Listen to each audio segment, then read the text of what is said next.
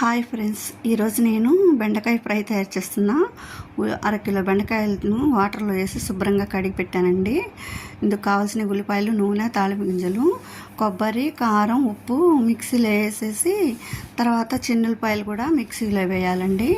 మంచిగా కొబ్బరి కారం రెడీ అయిపోతుంది.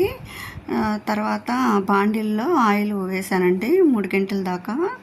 ఇంకా తాలింపు గింజలు వేసేసి మంచిగా ఎర్రగా వేగిన తర్వాత ఈ బెండకాయ ముక్కలు, కరివేపాకు, ఉల్లిపాయ మొత్తం కలిపి వేసి మంచిగా కొంచెం లైట్గా కొంచెం సాల్ట్ వేద్దాము. ఆల్రెడీ కొబ్బరి కారంలో ఉంటుంది కాబట్టి మూత పెట్టి ఒక 10 నిమిషాలు మగ్గనిద్దామండి. మధ్య మధ్యలో మూత తీస్తూ కలిపెడుతూ ఉండాలి, లేదంటే అడుగంటుతుంది. ఈ బెండకాయ ఫ్రై తింటే లెక్కలు బాగా వస్తాయంటారు. కొంచెం పసుపు కూడా యాడ్ చేశాను నేను.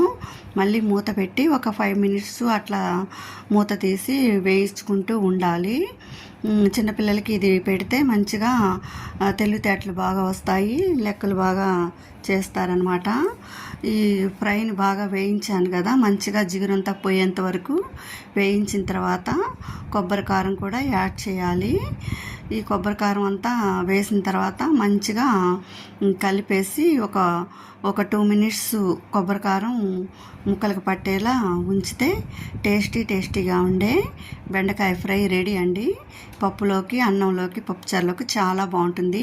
మీరు కూడా ట్రై చేయండి.